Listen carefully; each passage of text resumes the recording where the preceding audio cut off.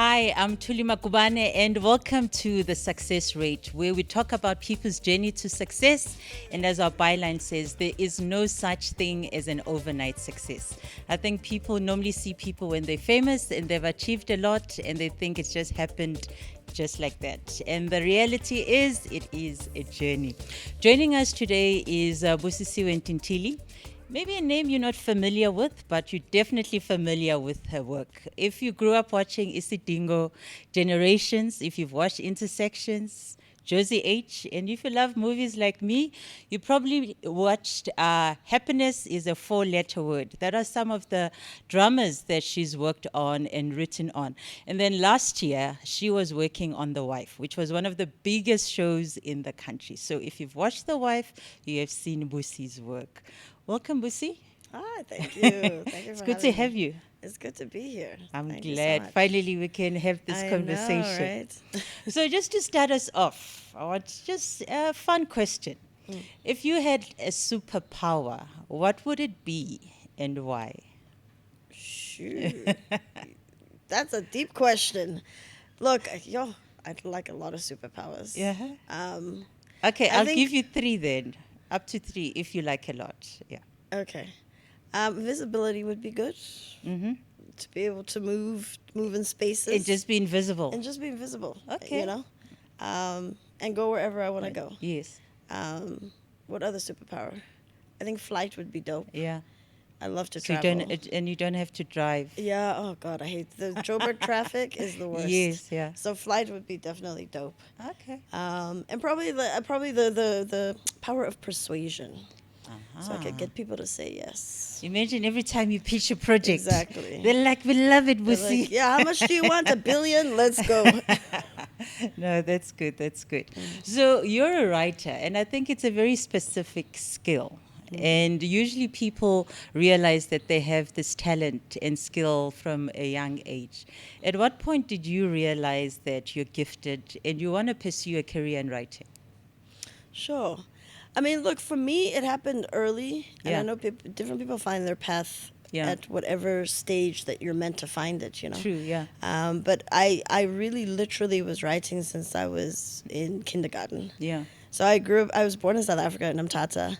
1976, the year of the Soweto uprising, the student uprisings. My parents were activists at the time. And so we basically moved when I was 3 to America to go into exile. Yes. As sort of political refugees. So really, from a young age, I kind of had this identity of a refugee, an outsider, growing up in America. And I think that helped me to be able to look at people in my environment in a different way. True. Because there's yeah. always a sense that I don't really belong there. Yeah. Like I'm there, but I don't Did you belong have there. this gift to be observant? Yes. Okay. Yeah. So I watched people a lot. I listened to people. So I knew from an early age I was interested in humans and what motivates them and why they behave the way they behave.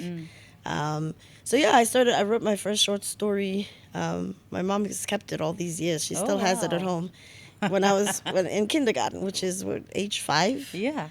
So Yeah. you could write already before you went to No, school? no, kindergarten is age 7. I'm sorry, age 7. Around 7. Yeah. Okay, okay. And then were you the talkative child and just loved telling stories? Yes, I was that irritating kid. like I was all over the show. Because you have those kids that like the attention and can tell you stories. Yeah. So you're one of those. Yeah. Okay. Yeah. So Busi, you grew up in America, and at some point you had to come back to South Africa, and Yeah. it's not easy having grown up overseas, coming back and having to almost come back as a foreigner, even though you are officially South African. So what was it like trying to transition back to life in South Africa? I mean, it was definitely a culture shock. Like we had been here, I ended up living and growing up in America for Yes. 20 years.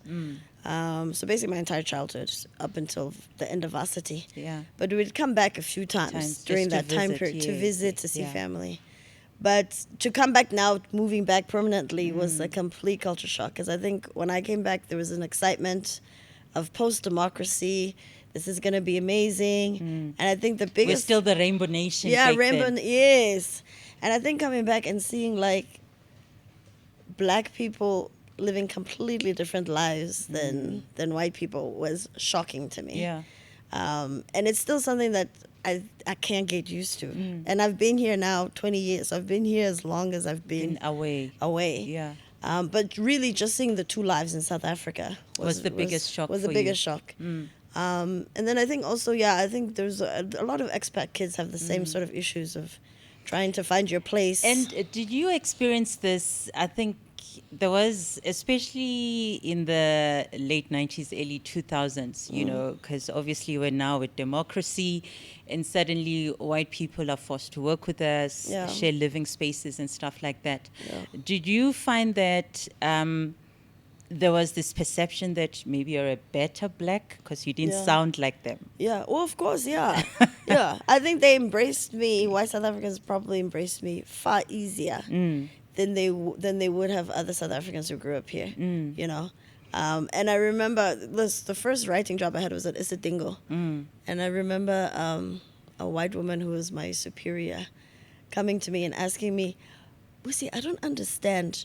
She was talking about the other black people who worked there. She's like, those guys, they don't seem to be happy. But I don't know why. They won't tell me why. Like, and then she was like, but they're not like you. Like, and I'm like, what does that mean? Not like me. Yes, but that's exactly you're what not like the other blacks. Yes. Yeah. So did you feel other as well compared to the other blacks? Did I feel other as well? Because definitely, yeah. And then and also not speaking the language. I think the language was the biggest sort of barrier initially. Was that like, why are you speaking English? And then also people thought, what's that accent? Are you faking it? Like, why are you speaking with this weird American accent? And I found myself also over the time, like sort of like speaking slower because people wouldn't understand me. And they say, huh. So then you just like, you know, kind of censor yourself a little bit. But after a while, you realize, you know what, people just have to accept you the way you are. True. And then that was it. I think for me, not having a car, coming back, being 20-something, not having a car, I was forced to use taxis. Yes. And that was the best share an way. Interesting story. I'm sure you must have lots. Oh, God, an interesting story, an anecdote from the taxi. Yo, there's so many stories. I actually want to write a movie or something one day, or some kind of anthology series. Yes, yeah. Because I think taxis are such the heart of our society, right? Like, but they're beautiful. Listen, I've seen it all. We've been stopped at gunpoint because there was taxi wars going on. Oh my gosh! And someone pointed a gun at our taxi driver and told us to get off. I've seen the taxi driver shambok somebody the robot. I've seen all of it. Okay. But then there was also beautiful stuff like hearing mama sing like choral music, like church music in the taxi. Yeah. So you really like felt like you're part of. I think I learned Zulu just by riding taxi. From Mama Makeza, you know. If you don't speak Zulu, you want to speak sweet and tell the driver where you're getting off. They'll pretend they don't understand you. Yeah. So now coming to your career. So obviously you mentioned that you started writing quite early in your life. So you come to South Africa and you get a writing job on this big show. I mean, because Isidingo in the late 90s, early 2000s was quite a big show. Did you feel intimidated getting into that environment? Not at all. I think I had a healthy dose of confidence. Okay. When I was young, which is when I meet young writers, I always tell them like, you know, this business is tough, and if you don't believe in yourself, nobody else is. So you have to be your first cheerleader. But I had been writing since I was very young, kindergarten. I'd written a play when I was 13. So by the time I was, 22 or whatever, I knew I could write. Like, I didn't have a doubt about that. Okay. So I think that cockiness, sort of helped me. And then I was working with, a lot of old white men, in their 50s. And it was just myself and one other black girl. But I knew I belonged there. Okay. Yeah. And I think the landscape has actually changed a lot since then. I think growing up, I remember I'm one of those people that reads the credits. Yeah. I think a lot of people don't read the credits. And a lot of shows growing up were produced by white people. They were written by white people. So they were trying to reflect the black experience on camera. Yeah. And experiences they actually didn't know firsthand. Yeah. So maybe let's talk about the transformation in the industry. Have you seen enough transformation? It's slow. I think my generation, I'll be honest with you, when I got the job, it was during a time in the early 2000s Yes. when this TV industry was white. And I have to say, to the credit of our government then, these initiatives like BEE, affirmative action, Yeah. I know a lot of people complained about it, but if it wasn't for that, I know a lot of black people Wouldn't have gotten Yeah. opportunities in corporate South Africa, in entertainment and whatever. Yes. And because they had to fill quotas, so I know that helped me through the door, and I think I'm always grateful for that. So I think for me it was. When I say I was literally one of two black people, there was only two of us. Yes. And the other one was Winnie, who's gone on to also have an amazing career. And both of us were in our 20s then. She's gone on to do Scheme Sam, and she's doing very well. Okay. But for me, yes. But I think there's still a lot of room. Yeah. There's still a lot of room. There's still a lot of room. I think we see a lot of black talent in front of the camera, but behind the camera, we still need to see more especially black women in positions and in production, of power. Yes, and in just being, owners of the owners of companies, yes, producers. production companies, and all of that. Yeah. And then we always ask people this question about their definition of success. How do you define success? I mean, for me, success, I think if you're able to follow your passion, and make a living out of it, and be happy, and go to sleep at night, and your soul is happy with yourself. Yeah. For me, that's success. I really do believe that we're all sort of we're sprinkled with like this fairy dust of gifts. And when people wonder, like, what should I do with my life? It's usually the thing that comes easiest to you. Yeah. The thing that you can naturally do without any effort. Thinking, That's and most your people gift is think there. they need to do something. You don't have to. I don't know, complex. No, you actually don't. Yeah. Like there's people who are extraordinarily good at connecting with people, and your passion is somewhere there, somewhere there. So for me, writing was always like easier than. And as much as I deal with people, I'm actually an introvert. Yeah. So for me, I prefer writing, being behind the scenes, being, coming up with stories, coming up with stuff, than actually like talking to people in the real world. Yeah. So it was very, very easy. Okay. So I think that to me is success. Yeah. Growing up, what was your favorite TV show as a kid? What did you look forward to? I mean, my sisters and I watched a lot of TV. Like we grew up in the 90s. They used to call us the latchkey generation, which means both of your parents were working. So when you came home, you unlocked the door yourself. You made your own food, and you basically were your own parent. So we grew up on a lot of TV. We used to watch Saturday morning cartoons, which was amazing. We used to watch old time stuff like The Honeymooners, which was black and white comedy set in the 50s. And we'd watch that. It would play at midnight when we were supposed to be sleeping. But we'd sneak and watch that stuff. But I think also in the 90s as well, growing up in the 90s, a lot of black television was starting to come into American television. I remember Soul Food. Soul Food was amazing. Yes, yeah. And Living Color was amazing. Martin, it's like the best comedy ever. Yes, so I think those are some of the shows we actually grew up watching. Did you have the same? Yeah, in South Africa we watched Martin and Living Color. It used to play on a Saturday evening, I think, in South Africa. Wow. So we used to look forward to that. Yeah. Because it was black television, I think, and Soul Food, I think, came in later. Was it early? Is it late 90s? Yeah, I think it was late 90s. Yeah, late 90s. Yeah. And your favorite movie of all time? I know this is a tough one. Yeah, I don't have one favorite.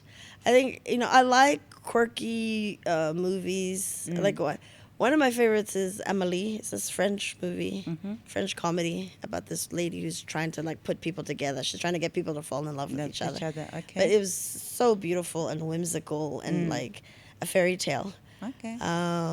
Life is Beautiful, the Italian film. Yes. Which is just such a stunning film. So is it like foreign language films? Because it's sounding like it. No, it's sounding like that, but those are like the ones that like have, I've grown up watching a lot of American movies, but like Yes. I really do think other cultures, in my opinion, are far more interesting than American culture. One of my favorite African movies of all time, Hyenas. Where's that from? I haven't By seen that. Jibril. It's North African, a Senegalese movie. Okay. By one of the godfathers of African cinema. It is so good. Yeah. Hyenas. Okay. Yeah. I'll look out for it and actually watch it as your recommendation. No, I think you'll enjoy it. That because I think we don't watch, especially these days. I think we don't watch enough cinema. I mean, no one goes to the cinema anymore. Everything is in your screen, in your lounge, or on your phone, or on your desk. That's how we view things. Yeah. So, I mean, as a writer, you have to pitch a lot of work to either to channel or to other production companies. How do you deal with rejection? And it's just part of the industry. Like, I think you learn very early on not to take things personal. Even when I started out as a writer, like when I would get notes from maybe a producer or the channel, I used to be crushed, like, oh my gosh, I'm a horrible writer. Yeah. And then you learn very quickly, like, it's not about you. It's about the product. It's about, you're just a part of a bigger, you're part of a puzzle piece. So you learn not to take things personal. But then also as being a producer, I mean, going from being a writer to then having a production company and making my own shows, you also do a switch in your head. And I think you have to develop like an aggressiveness that as a writer maybe you don't necessarily need. Yeah. You can be soft as a writer, you're sensitive. You can't be like that as a producer. You have to sometimes if someone says no, you have to find another way to get them to say yes. True. You need to get your shows seen, whether it's on screen or big screen or small screen or whatever it is. And then there's the business side of it. So how do you deal with that, being a creative? So running a production company, and also maybe let's start with the first part, and I'll also talk about having partners a bit later on. So was it difficult for you to be able to put on that business brain because you're a creative? Of course, Yeah, I think it forced me to like get out of certain things. Like I said, I'm naturally an introvert. So it forced me to get out of my comfort zone. So I remember in the early days when I had to start networking and going to networking events. At the time I had a business partner, and I would rely on him to sort of do all the schmoozing and stuff because I didn't like to talk to strangers. I was like, get me out of here. And then later when I, branched out and got my own company, suddenly there was no one to fall back on. It was just me. And so it forces you. And bit by bit, I think anything with practice, you get used to. And then what was the most difficult part in running the business? I think it's juggling. Or maybe challenging, I should say challenging, not difficult, but yeah. Yeah. I think there's a lot of different aspects. For our business in particular, in the film and TV, it's not like a normal business where you can predict what's going to happen, where you kind of know you make a product and then this happens and this happens. We've got cycles in our business. Yes. And so there's times when you're developing something and trying to pitch and trying to raise money. And in those times, you can go stretches of times of 6 months, a year, 2 years where there's no money coming in. And so you really have to learn how to manage money, how to save, how to capitalize on past jobs. So I think learning how to do that, and also as an entrepreneur, not getting scared when there's dips, because there's always dips and then there's peaks and valleys. And once you start to know how to go with the flow of it and not live in a state of panic all the time, then you're able to work with it and manage your life that way. Talking about money and finances, are you a numbers person or do you rely on someone else to deal with the numbers? Both. Yeah. I am a numbers person only because I like to know every single aspect of my business.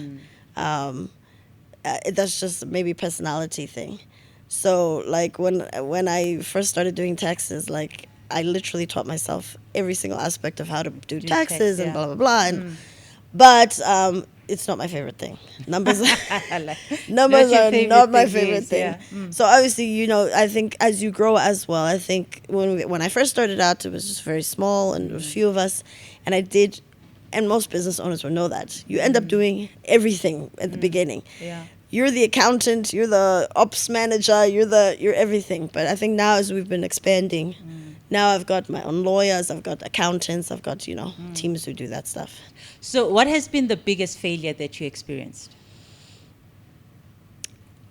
I think disappointment comes when when maybe you have a dream and you really want to execute it and see it through, and then it doesn't happen. Yeah. I think you invest so much time. So I had a project that was supposed to happen and was greenlit, and the funding came through for it, and then at the very last hour, the funding fell apart.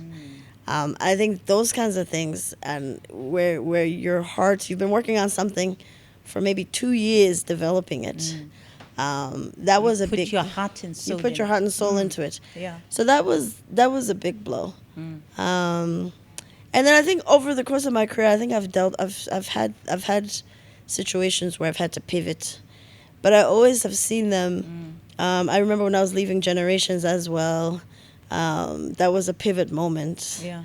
And it seems like it's devastating at the time, but I always think God also is preparing you for something better. True. So when those things happen, trust me, there's always something on the other side.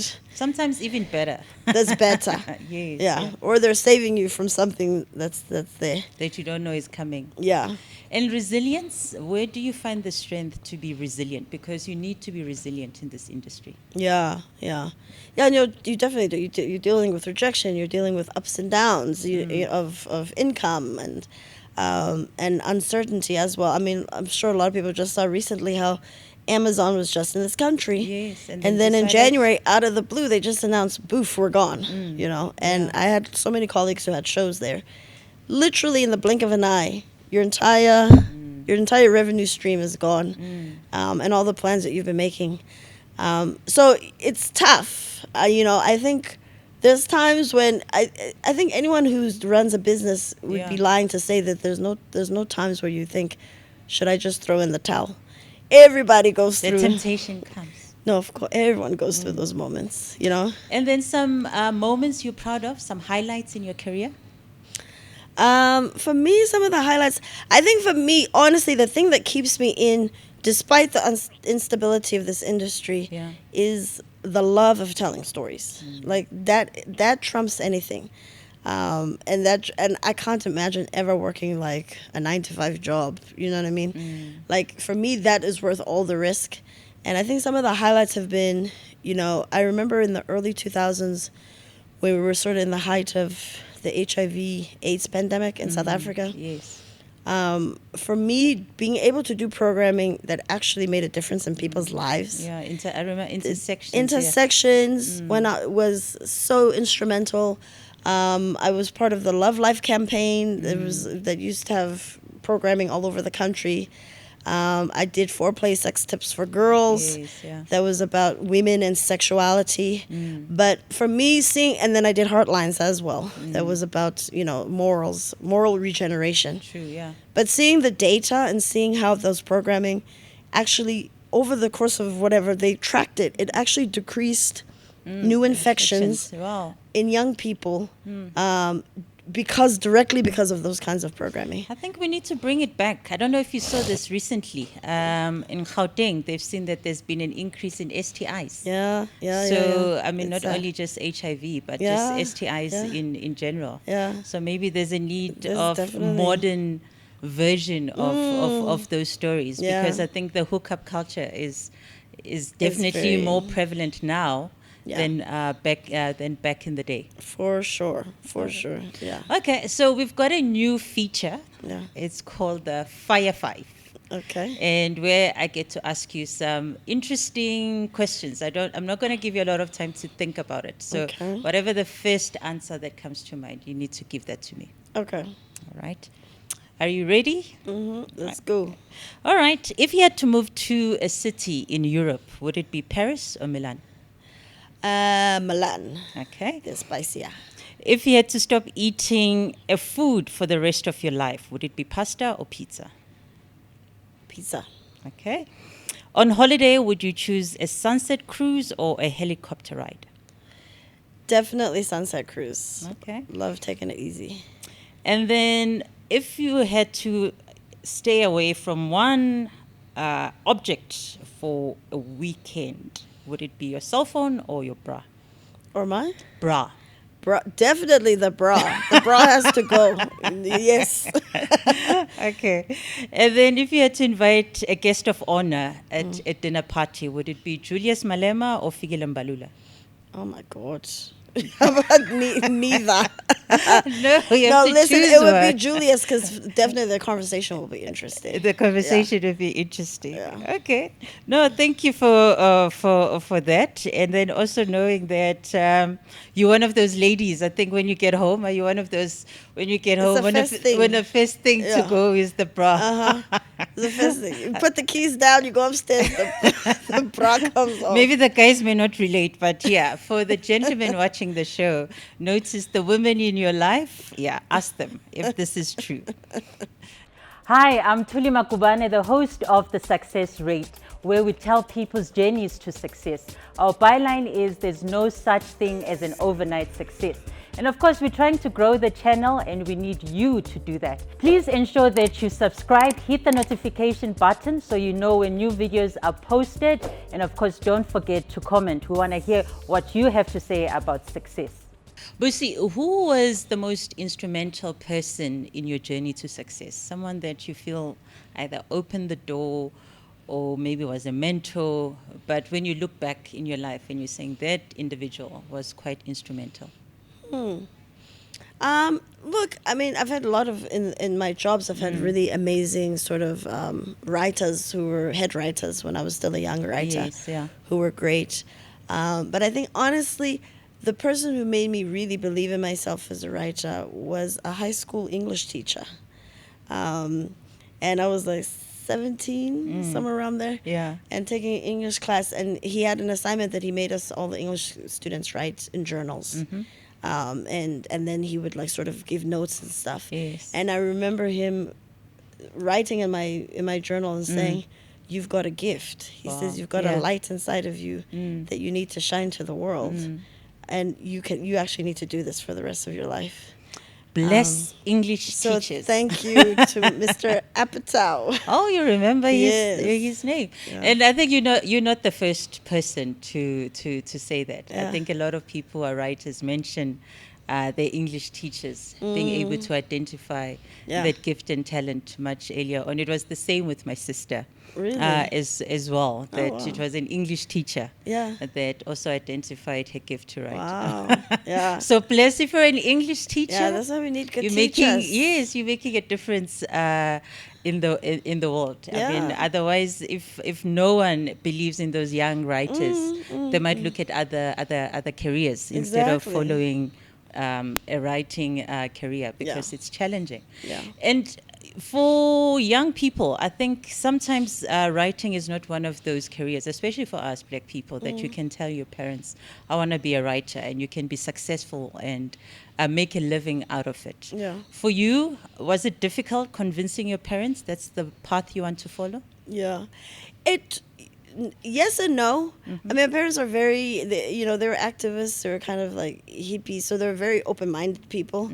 But as like you say, black parents, they want the best for you. So because I did academically in school, they kind of always wanted me. They were like steering me like towards medicine. Like they're like, don't you want to be a doctor? You know, you do well in sciences.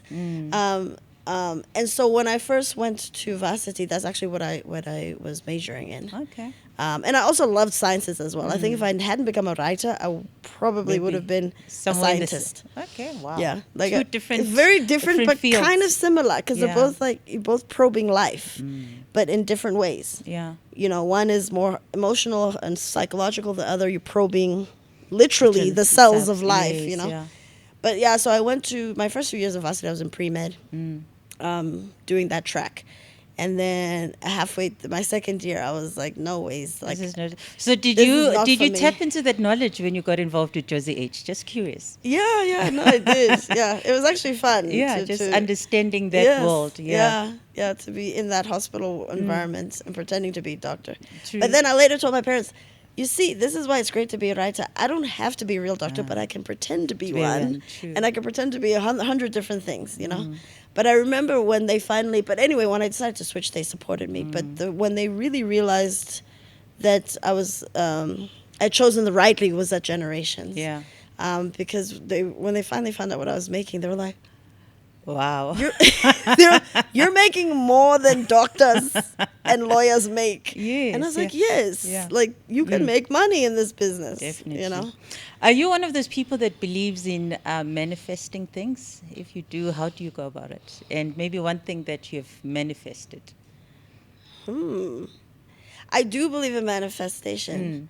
I think I do, like, without overly thinking about it. Yeah. Like I self-talk. But what I mean by that is, like, if there's something that I want, I play it out in my head. Like, I imagine I imagine the house that I want to live in, or I imagine, you know, or even if I'm going to a pitch, like, you know, like I will literally play the pitch out in my head while I'm driving. Outcome you're looking while for. I'm driving to the client, yes, and I'll play out what am I going to say and how are they going to respond, and the outcome that I want.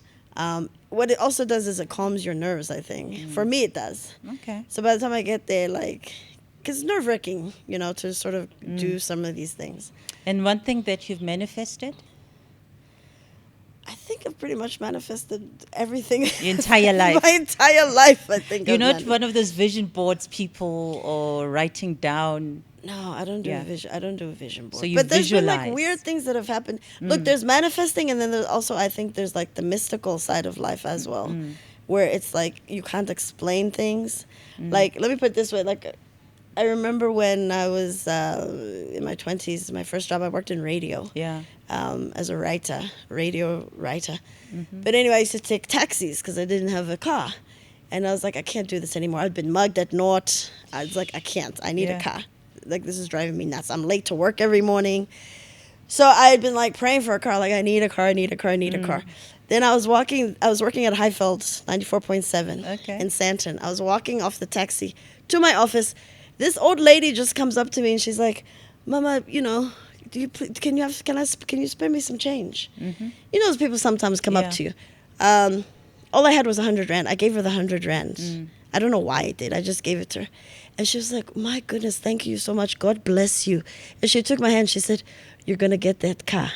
Wow. I said, hey, Bana. How does she know? Yes. Do you know, like, a month later, I got a car. Oh, wow, that's amazing. So I feel like God also brings people. Yeah, because I remember in terms of me, I mean, I do different things to manifest, but I remember at some point I wanted a Mercedes-Benz CLA when the CLAs first came in, and I was like, that's the car I want. And every time I'll be driving around and singing a CLA on the road, I'll be like, thank you, Lord, for my CLA. Thank you, Lord, for my CLA. Yeah. And then I wrote down the specs that I wanted in the car. And I think I got everything and even more, because I didn't put navigation.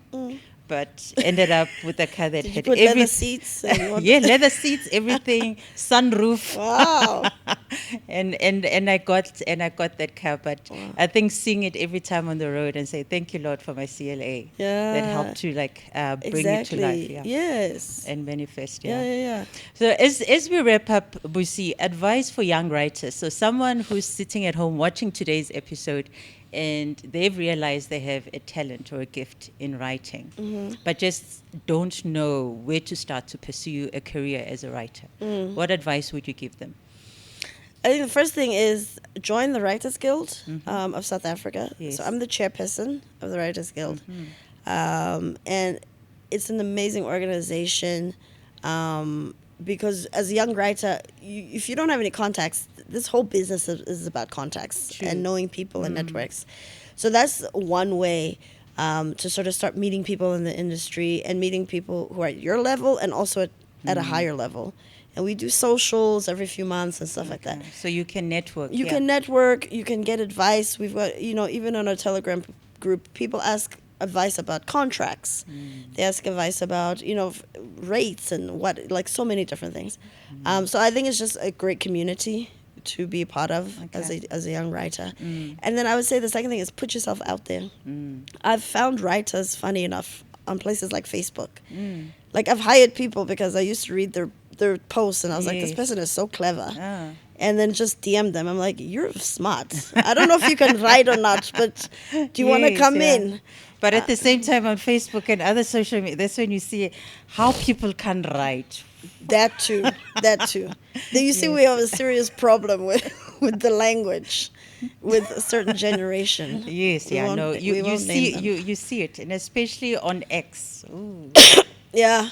No, it's atrocious. Like, people's lack of ability of writing. But anyway, and then what about reading? Because I think reading is also good. Thing to tap into, especially if you want to be a writer. 100%. So you understand 100% how different people write and be able to, write. Because writing is not only just one dimension. It's multifaceted and different genres and all of that. Yeah, and you get to see how people use language in interesting ways, I think.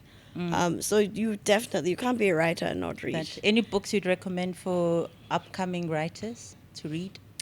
There's so many. I mean, it depends on what your interests are. I always loved science fiction. So as a kid, I used to read a lot of science fiction. I loved fantasy. But then I also love, like rom-coms and love stories and things like that. Yeah. So I think the more broad you are with your choices and just try to read stuff that you maybe wouldn't think about reading. Okay. Yeah.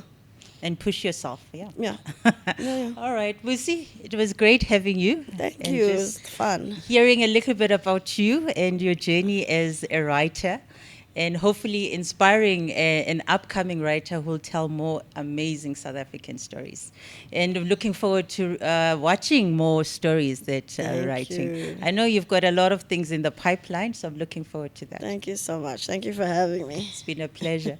If you enjoyed the conversation with Busi, make sure that you subscribe to our channel, you like today's interview, and of course, don't forget to comment. We want to hear about your journey to success.